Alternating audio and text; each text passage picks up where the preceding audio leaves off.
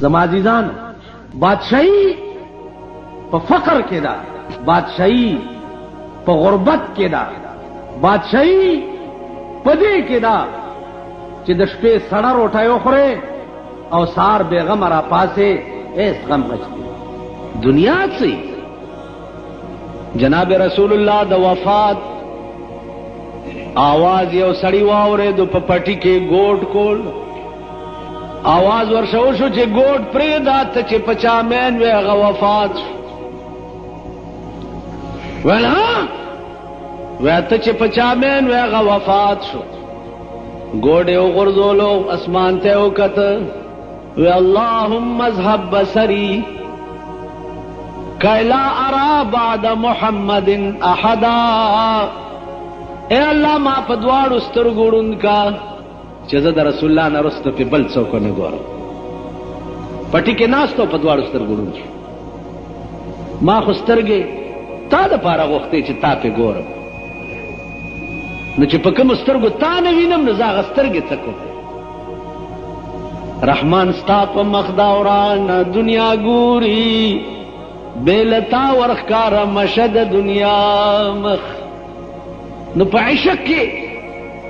وصال د محبوب سره دا شپه په کربونو روپو ارزاق، کربونو. د دې څه مثال؟ د دې مثال د محبوب په خوا کې یو ساعت تیرول، یو ساعت عاشق به د دنیا په مخ په ټولو بادشاهو ورنکي. په مدینه منوره کې عمر فاروق رضی الله تعالی عنه ابو بکر صدیق ته وایي چې یو خبره کوم، درخواست کو، منت کو، زاری کو. وی وایا وی د مکې نه چې راتلی تا او رسول الله صلی الله علیه وسلم او په غار ثور کې تا د پیغمبر سره شپه کړې ده. اے ابو بکر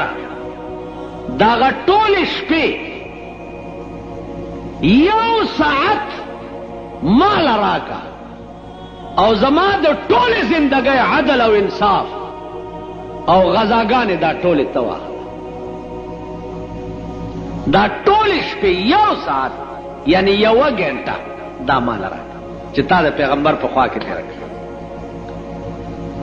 ابو بکر صدیق ورته وایي عمره زما دې د خدای په ذات قسمی چې د پیغمبر هغه سر چې زما په پتون په غار ثور کې پروت چې د خدای ټوله خدایي راکې چې د پیغمبر دغه سر یو سکند تاله ده. یو بادشاہ قرآن لسته، قرآن لستو نو دې ځای ته چې راغلی دی چې یسألوه من فی السماوات والارض کل یوم هو فی شأن. سوال کوي د الله نه هغه مخلوق چې په ځمکې او اسمانونو کې دی.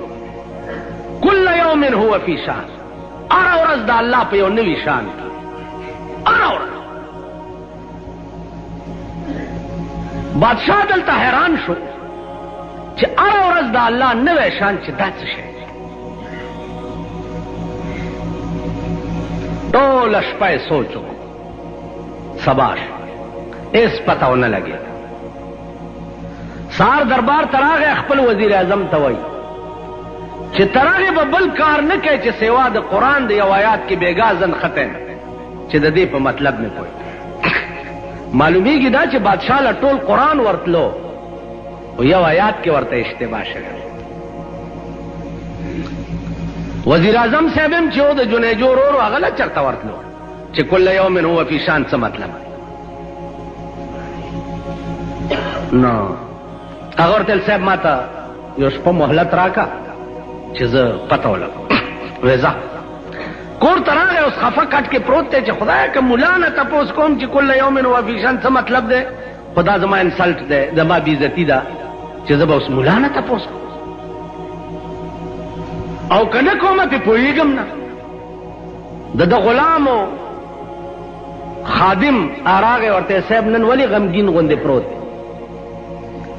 ورته بچیا بادشاہ را نه دی یو مسلې تپوس کړی دی او کې پوهېږم نه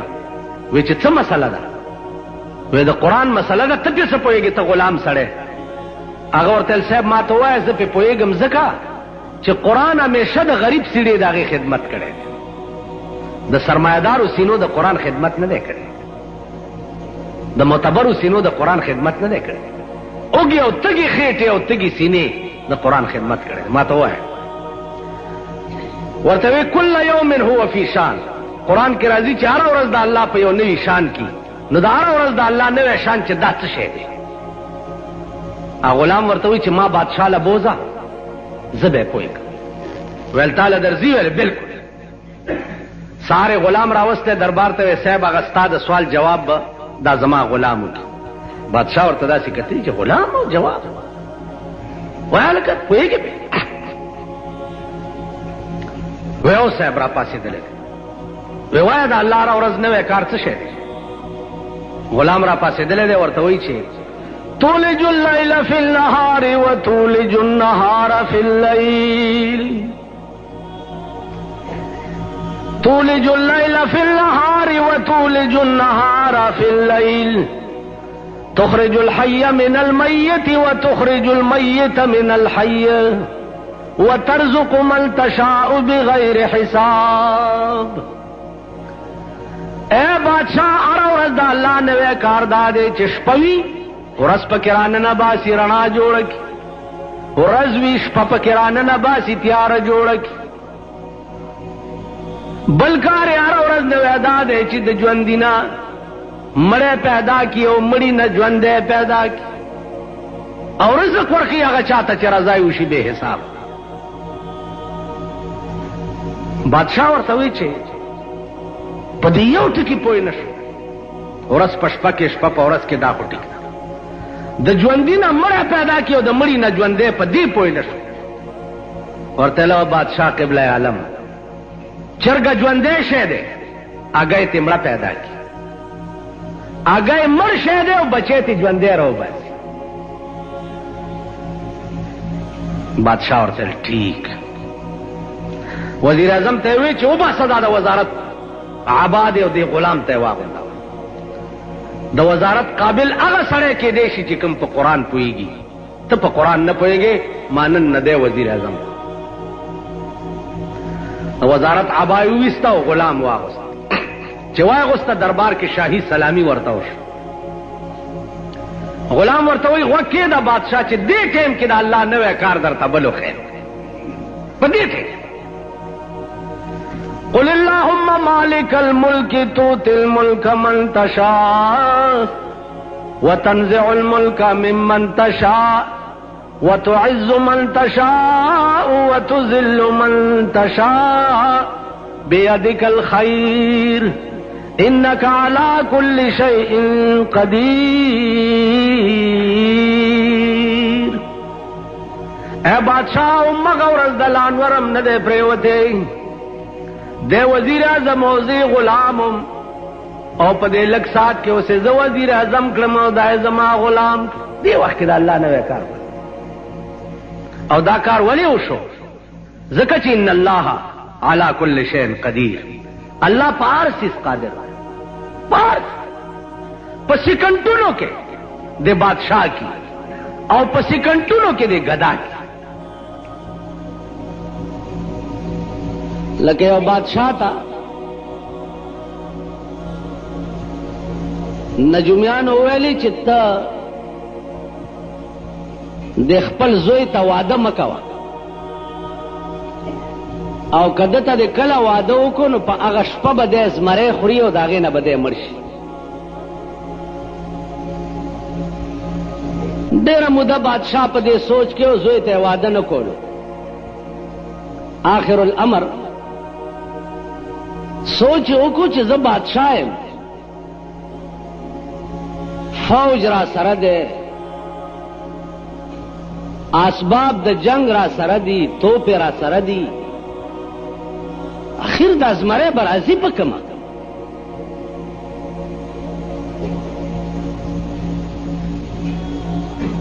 واده شروع کو او د تمام خار نه غیر چاپیر فوج درولې وسلې ور سره دی او توپ ور سره دی چې بای دې خار ته بزمره راځي په کما د دې دومره لوی طاقت سره بزمره راځي څنګه واده وشو ډوله رااله ناوی او زلمه ناس د ناوی د زمری ته زلمی ته وې چیرې د استا پلار د زمری نه ډېر یریده او ما تر اوسه پورې د زمری شکل نه دی لیدلی چې د زمری دا شکل څنګه دی نو د ناوی او زلمی ته د حلوا او پلیټ راغلی و څه چې د دنیا رواج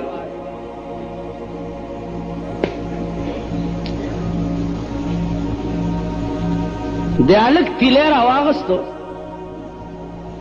او د حلوا په هغه پلیټ کې د زمری شکل جوړول شروع کړ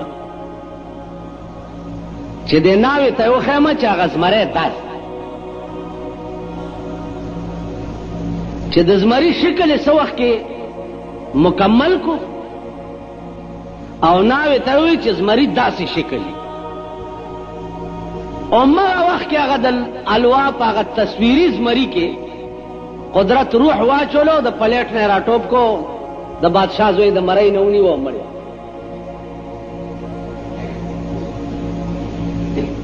دنیا حیران شو دا چل څو شو د ناوې څه چلو کو ناوې ورته وی چل مال مان دې دا چل شو عبدالرحمن بابا شعر دی چې دغه باغ به د اخلاص نشي د خزانه که چاپیرت نصد د سکندر کې د سلطان سکندر غوندې فولادي دیوال د زندګۍ د ژوند نه تاو کې عموم چې د خزان باد پې راشي نو خلاص به نشي تاسو خیال راغی دیدانو پیغمبر یو صحابي دی حضرت علی نومې صحابه ناست دي اوبه نشته ځنګل علی اوبه را پیدا کړه علي د غره نه اخوا لاړو چې ګورو یو چینه ده او یو حبشي پې ولاړ دی مشک ډکۍ لګیا دی حبش ډېر تور قوم دی او ډېر تور مکه معظمه کې حبش حج له راځي چې ویې ګورې د شپې اوبه یېرېږي داسې منډه به ووایي داسې تور حضرت علي هغه حبشي ته وایي چې دا مشک لږ ماله راکړه زما محبوب اوبه غوښتي بیا درته راوړم هغه ورته یو طرف ته شه هغه وی لږ ساعت لا یو طرف ته شه بس حضرت علي دې ځای نه ونیو هغه حبشي او مشک یې واغسته او بونه یې ډک کړو ورته دلته کښېنه صحابو ته یې اوبه راوړې حبشي ورسره راغی چې راغی اویا اتیا صحابه دي ټول اودسونه مې پې وکړه ویې مسکلې پیغمبر دغه مشک په خوله باندې داسې ګوتې ایښې وې اوبه ترې راتلې د ټولو صحابه وسکلې او دس بیا چې مشک داسې مشک همغسې ډک حبشي ته وی چې هسې دې غوسه کوله خدای بنده دا خپل امانت دی یو څه واله هغه چې وکتل چې داسې نه من هذا دا څوک هذا محمد رسول الله صلى الله عليه وسلم هذا محمد محمد داده ویا داده وی لا اله الا الله محمد رسول ما ته پته نه ما اوریدلیو دا محمد چې ایمان راوړو حبشي خو ډېر تور حضور جبه اغوستې وه حبشي ته یې دې خوا راشه چې دې خوا راوستو نو هغه جبه یې داسې کړه او حبشي سینې سره ملاو کو او جبه یې پې د پاسه داسې واچو ډېر ساعت یې سینې سره نیولی و خو چې جبه یې ترې لرې کړه بیا هغه حبشي د څوارلسمې سپوږمۍ غوندې پړتېده یو مشهوره واقعه ده هغه تاسو خلق هم کله کله وایي چې د مولیانو منصور په دار خېجولی اوس نور په 16-15 یی کنه یی یا په پو یی کنه نه یی خو مولا ملزم کولو د پاره یو هربم ساتل ده چې مړه دا مولیان هغه خلق دی چې منصور په دار کې د منصور واقعا دا یو ډېر لوی جلیل القدر بزرگ او د استغراق فی الله راغله د ټوله زندگی صرف او صرف محبت د پروردگار عالم ګرځیدل نو استغراق فی الله مقام ته چې سړی ورس هغه ته بیا بل څه نه ښکاري هر طرف ته چې ګوري سوا د الله نه د هغه په نظر کې بل شی نه راځي نو منصور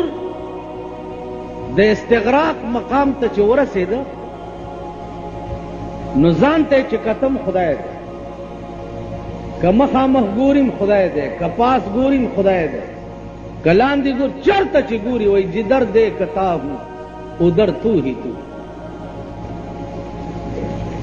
نو ځان ته چې کتلې دي نو ځان هم خدای نو د ده خولې نه ان الحق ټکی ووایي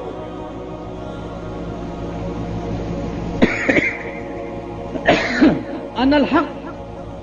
مانا دا ده چې زه حق یم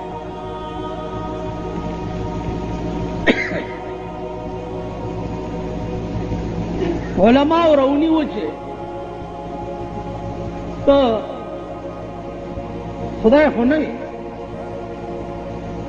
دی هغه پردو ته رسېدلی چې د هغې خبره نه اورېده او نه یې د هغې جواب کو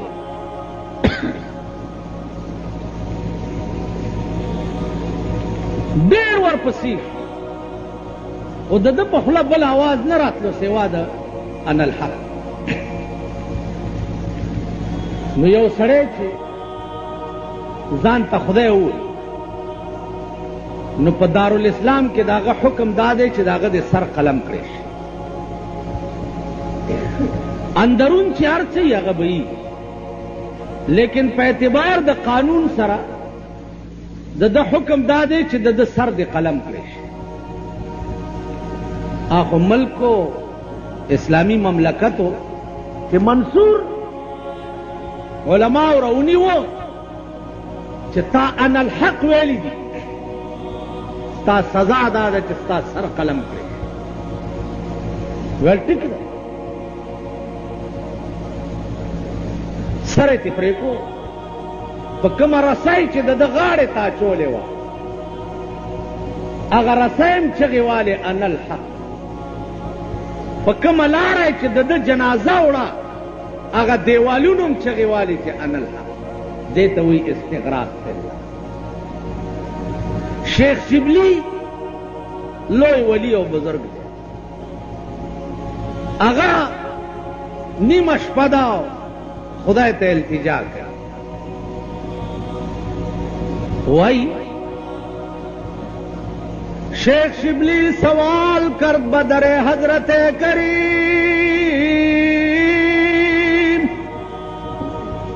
मंसूर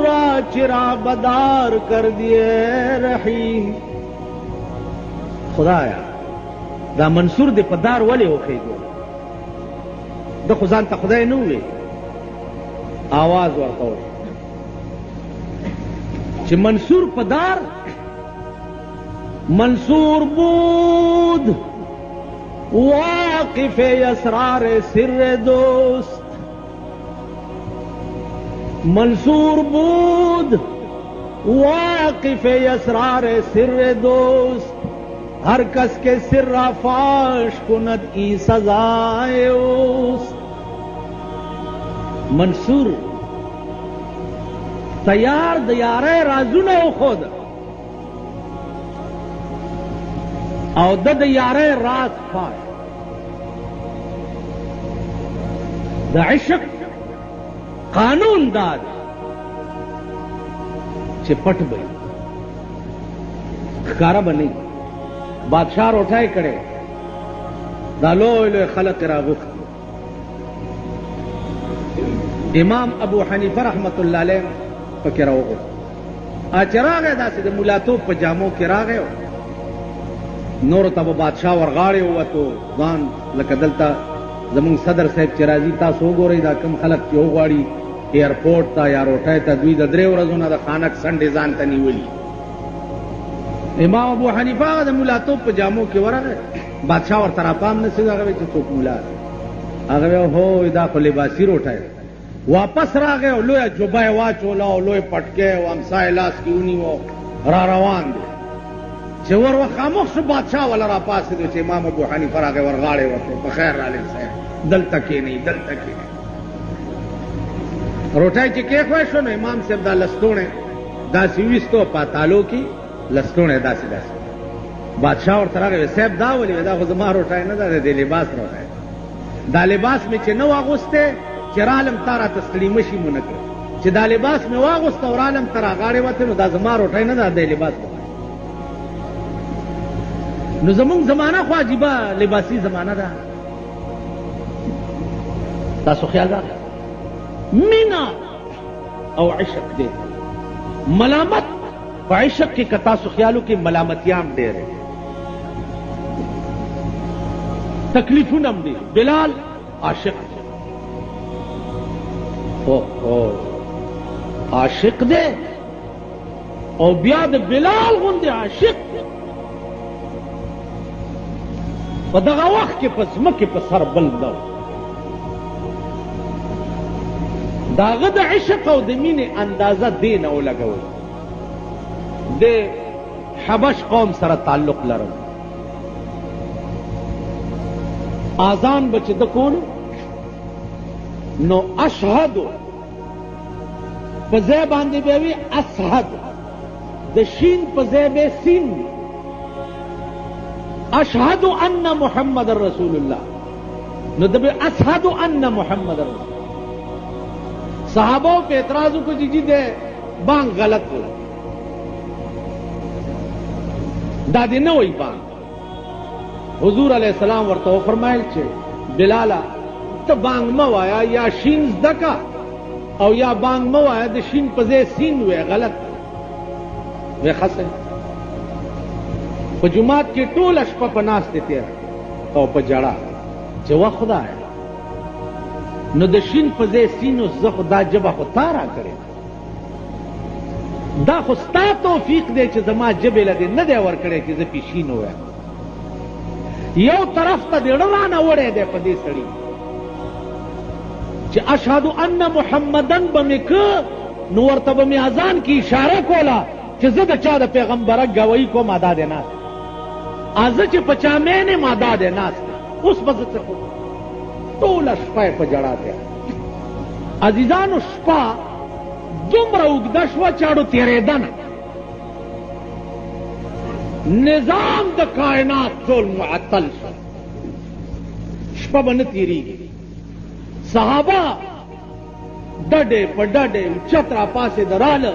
رسول الله صلی الله علیه وسلم ته وایي چې دا نن د قیامت شپه ده، شپه نه تېرېږي مونږ خو هلاک. صحابه دا باس کولو پیغمبر سره چې جبرائیل راغی. رسول الله صلی الله علیه وسلم ته وحی راوړه، ورته وی حبیبا الله وایي چې زما دې په خپل ذات باندې قسم وي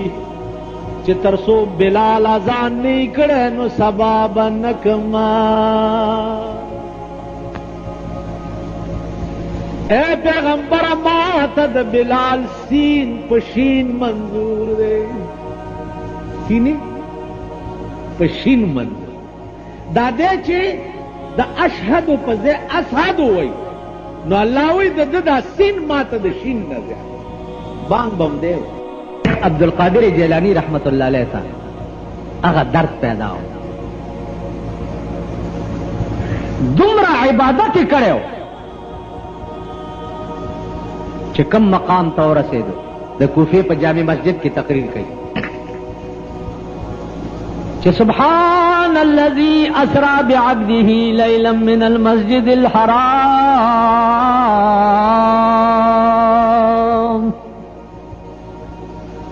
یو سړی را پاسې وی حضرت ته بیا وایې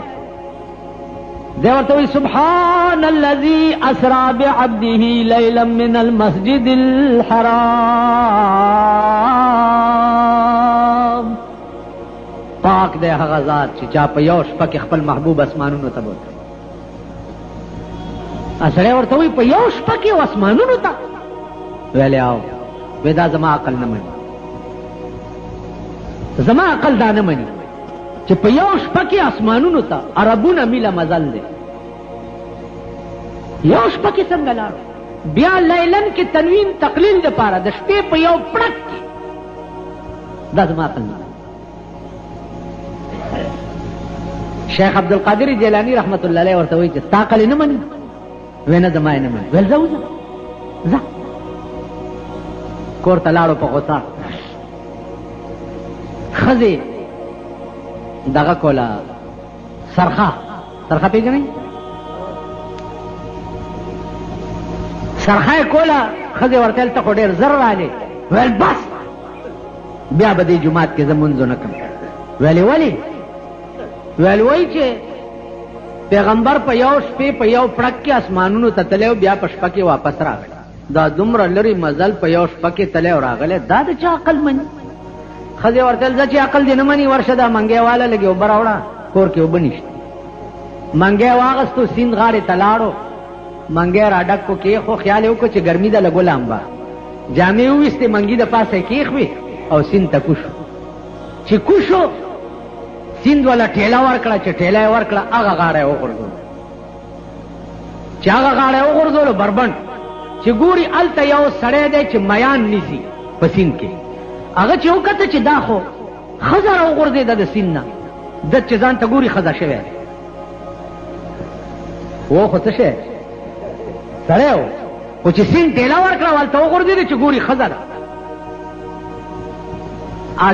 میانې چې نیوه هغه وی چې فوی دا خو زنانه ده او اوبو راوغورځوله هغه زر خپل صادر واغستو پې ویې غوړو پټه یې کړه صادر کې تاو کړه څه چل دی ویلې بس اوبو راوغورځوله موږ دې دام نه وایي چې زه سړی وم او ښځه شوم هغه میګیر بوتله کور ته ښځې څنګه چل دی ویل بس سیند کې مې لمبله اوبو ټیله را کړه راوغورځېدم اوس دا حل نه شي ویلی چې زه سړی وم بیګالی ملا راوستی دی میګیر خیال کړی چې ښځه مې هسې نشته خدای تیاره راکړه غوټې پې نکاح تړلی چې نکاح یې پې تړلی دی 12 کاله د میګیر سره تېر کړه او په 12 کاله کې هر کال به زوی کېدو 12 زامن یو ورځ بیا ښځو سره یې منګی په سر کړی چې راځئ چې د سیند غاړې ته لاړې شو اوبه مو بم راوړو او به لامبو لګې نورې ښځې دي ور سره دام ده به د دې خو هر څه هیر شو چې لاړم بل جنس شو جامې ویستې دي او بو ته کوزه شوي دي ټولې ښځې دام کوزه شوې ده چې کوزه شوې بیا سیند والا ټیله ورکړې چې سیند ټیله ورکړې غړپ چې د سیند دې غاړه راغورځېدلې چې ګوري منګی هم پروت دی او د دا هغه جامې هم پې پرتې دي او چې ځان ته ګوري سړی دی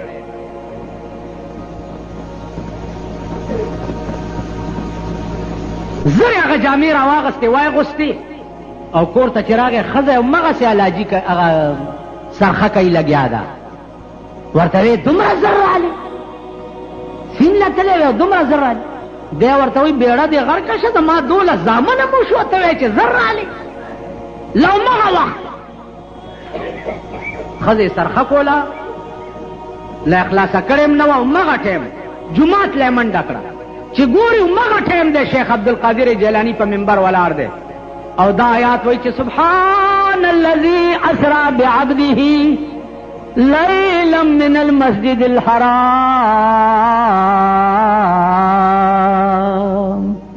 دا ورته د لرې نه آواز وکړو چې صدقت یا شیخ صدقت یا شیخ زما دې په خدای قسمي چې رښتیا وی الله د سترګو په رب کې پیغمبر بوتلیم شي او راوستیم شي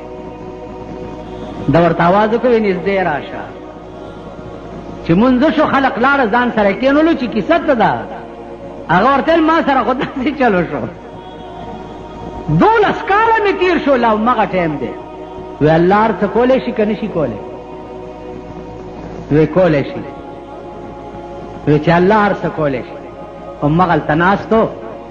او د شیخ عبدالقادر جیلانی رحمت الله علیه په لاس بیعت وکړو او د هغه مقبرې سره جوقتوس خخم دی. علما لیکي چې یو سړی ډېر زیات غریب و، ډېر غریب،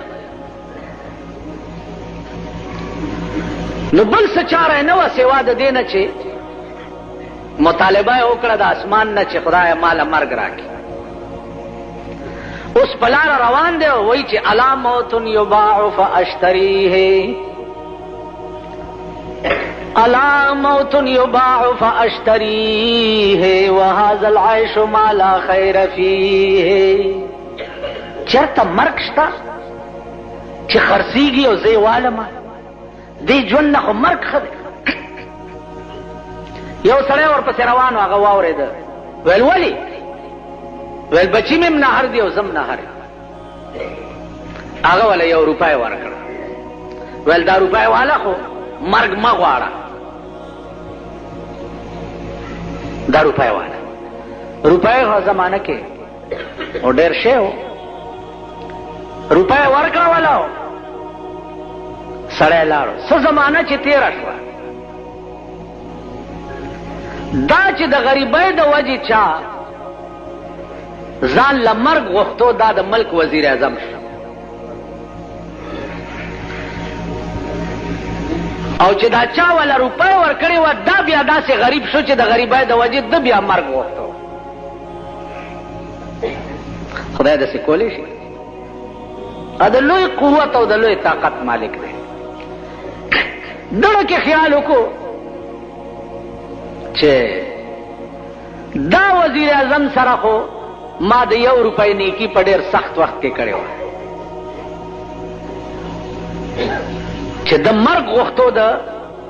لوږې د وجې او ما وله 1 روپۍ ورکړې وه. نن هغسې غریب زه یم او دی وزیر اعظم دی. نو یو کاغذ یې راواغستو او دا شعرونه یې پې ولیکل چې الا موت یباع فاشتریه وهذا العیش ما لا خیر فیه. دا شعر یې پې ولیکلو او چپړاسي له ورکو چې دا دننه وزیر اعظم صاحب له ورکو. هغه چې څه وخت کې دا شعر وکتو ور یاد شو. اصیلو اصیلو اصیل سړي سره چې نیکي وکړي 1 لک کاله پس هم نه هېرېږي، او کم اصل سره چې نیکي وکړي د دروازې نه وتی نه چې بیا یې هېره شي. داسې ده که نه؟ اصیل سړي سره نیکی وی اینچی شوریس که در دور قمر می بینم، اما افاق پر از فتنه و شر می بینم، توق زری همه در گردن خر می بینم. اصیل یو خو اصیل سړی به دی حیا نه اخلي، شرمۍ به دی نه، رسواکۍ به دی نه، او کم اصل سړی به در پورې لکۍ تړي. چې هغه شعر یې ورولیکل او وزیر اعظم چې وکتو څه وخت کې نو ور یاد شو. نو د کاغذ په هغه شا باندې د قرآن یو آیات ولیکلو چې الذین ينفقون اموالهم فی سبیل الله کمثل حبة انبتت 7 سنابل فی کل سنبلة 100 حبة. او سړیا تا د 1 روپۍ نیکي ما سره کړې وه په سخت وخت کې، او د قرآن دا آیات مد نظر الله وایي چې یو دانه زما په لار کې ورکړي څوک، د هغې داسې مثال دی لکه دانه چې وکړې او هغه بوټی شي او بوټی 7 وږي ونیسي او په هر وږي کې 100 دانې. کمثل حبة انبتت 7 سنابل فی کل سنبلة 100 حبة والله یضاعف لمن یشاء. تاسو خیال راغی؟ نو د 1 روپۍ په بدل کې مې دا 700 درو لېږلې، او که مزید بیا نور څه ضرورت نو مال راځه. تاسو خیال راغی؟ څوک به وکړي داسې؟ هارون الرشید بادشاہ او داغه ښځه وه زبیده نامه یې. زبیدې خوب ولیده، په خوب کې ګوري چې دا ټوله دنیا ما سره بدفعلي کوي. دا یې خوب ولید. سحر له تپوسو کو د معبرینو نه چې ما دا خوب لیدلې زما خوړه چوي هغه ورته وې د دې خوب تعبیر دا دی چې الله بستا پلاس یو داسې کار وکړي چې تر قیامته به ټوله دنیا ته فایده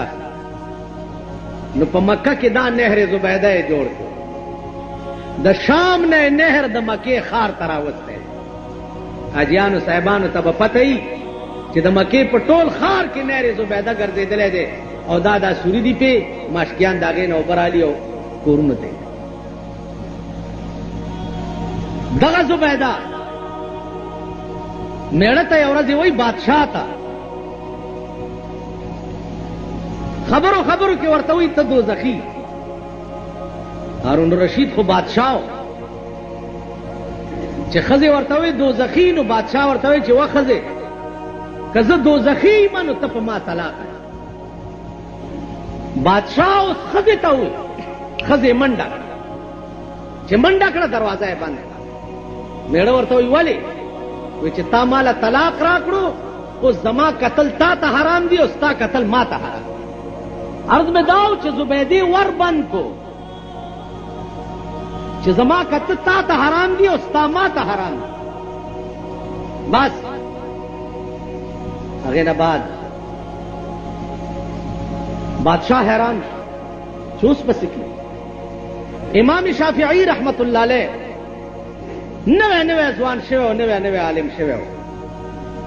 بادشاہ ورغی او تپوس یې وکړ چې صاحب دا مسله پیښه شوې هغه وی دا مسله مال راځي یا حلال او یا حرام راشه کېنه بادشاہ ورته ویل وایه صاحب ورته ویل نه داسې چرته کوي ته په تخت ناست او زه لاندې یم او پوښتنه د دین د مسلې کې تخت نه راکوشه ته په دې ځمکه کېنه او زه به په دې تخت کېنم بیا تپوس وکړه او زه به درته جواب درکړم هارون الرشید راپاڅېدو د تخت نه راغی په ځمکه کېناست او امام شافعي لاړو په تخت کېناست د هارون الرشید ایمان هم وګوره او د امام شافعي ایمان هم وګوره امام شافعي په تخت کېناست ورته ویل بادشاه پاس ودرېږه وایه اوس تپوس کوه وی دغسې چل شي ښځې راته دا ویلي دوزخي او مال که زه دوزخي یم ته دې په ما طلاق یې اوس زما دوزخي او جنتي څه پته به لګي چې زه دوزخي یم که جنتي خو دا پچه چاته لګي څوک مونږ به دوزخ ته ځو که جنت ته امام شافعي رحمت الله علیه ورته ویل دا مسله ماله راځي 300 کرتې د سر نواله تر اخره پورې په ټول قرآن نظر واچوه 300 کرتې ځکه چې ایته خو ټول قرآن یادو نو د الحمد نه تر والناسه پورې به داسې پې تلو چې په عمر کې دې چرته د خدای د یاري جړلې دي په عمر کې هارون الرشید ورته ویل په خدای مې دې قسم چې زه هره شپه نیمه شپه کې راپاسم او خدای ته چې په سجده پروت یم او جاړم نو چې مخ راوچت کم لاندې د اوښو د اوبو ډنډ ولاړ هره شپه امام شافعي ورته ویل مبارک شه د پیغمبر حدیث مې پیدا کو چې د کمې سترګې نه اوښه دومره راوځي چې د مخ ته راشي د مخ قدرې ته به د سترګې نه راتوی شي او د مخ ته راشي یو اوښه نو په قیامت کې به رسول الله وایي چې دا سړی خدای دوزخ ته نه او په دې سترګې به عمر له دوزخ حرام نو د پیغمبر د دې حدیث مطابق ما فتوا درکړه چې ورشه په تا ښځه طلاق نه ده ځکه چې ته جنتي تاسو خیال راکړئ علم هم داو تقوا هم داو او جرأت او ایمان هم قاضی ابو یوسف د امام ابو حنیفه شاگرد دی قاضی دی د بادشاہ تنخواہ دی راغه بادشاہ ورته مسله پیښه جامعت فی